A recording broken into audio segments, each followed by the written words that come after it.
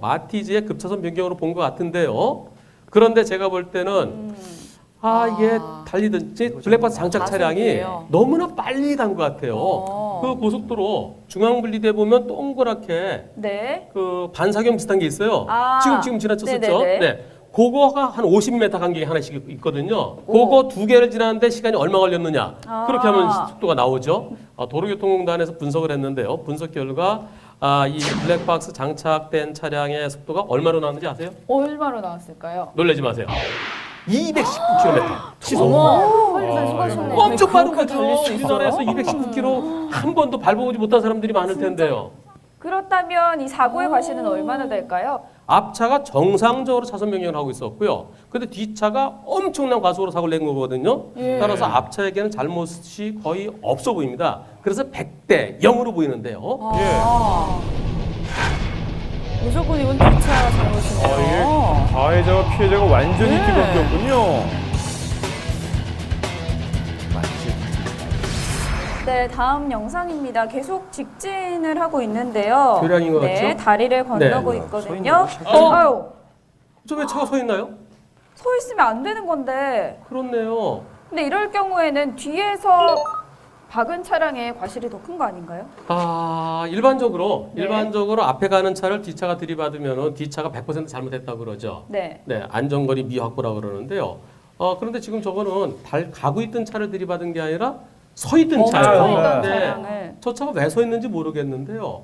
만약에 쓰게 되면은 뒷차에게 내가 지금 서 있다 조심해라 그런 의미로서 깜빡깜빡 비상등. 그런 쪽을 해줘야 네. 되죠. 근데 아무것도 없어요.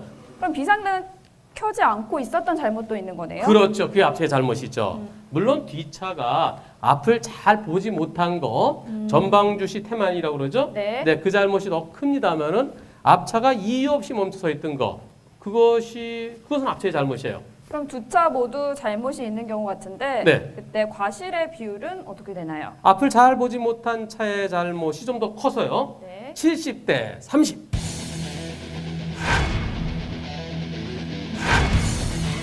예. 서로 잘못이 있는데 역시 뒷차 쪽의 잘못이 더 크군요. 네, 이번 의뢰인은 직진 차로를 주행하고 있는데요. 네, 앞에 오토바이를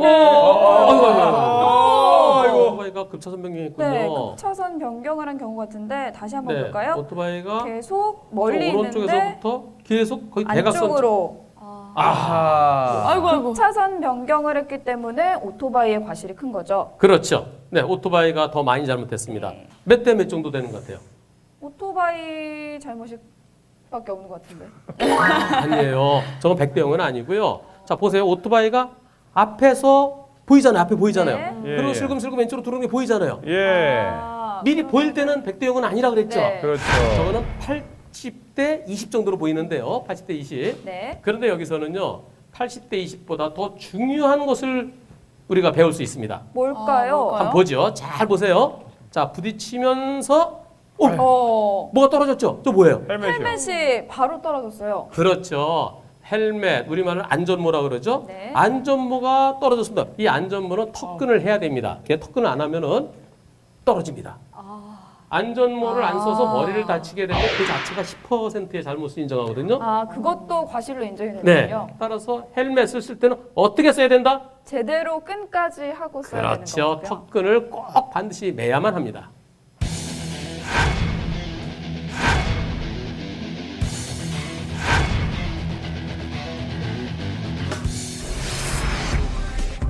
네, 이번 영상 계속해서 직진하고 있는데요. 왼쪽에서 저 차가 왜 들어오면서 갑자기 브레이크를 잡죠? 왜 그러는 거죠? 다시 한번 봐도 네, 옆에서 칼치기처럼 들어오다가 그냥 쓰네요. 저거 보복 운전 가능성이 커 보이는데요. 네네, 이 일이 있기 전에 먼저 의뢰인이 무리하게 끼어들었던 적이 있다고 해요. 그럼 쫓아서 일부러 오는 거예요? 네, 400m 가량을 이렇게 쫓아와서 왼쪽에서 끼어들었다고 하네요. 저거 명백한 보복 운전이네요. 보복 운전. 네. 저 보복 운전은 처벌이 무척 무겁습니다. 전 일반 교통사고 아닙니다. 그렇죠. 처벌이 무거워요. 벌금형도 아니고 1년 이상의 징역형. 1년 이상이요? 네. 차만 망가졌으면 1년 이상의 징역형이고 만약에 사람까지 다쳤으면 다쳤으면 3년 이상의 징역형. 게다가 보험 처리도 안 돼요. 일부러 일으킨 사고니까.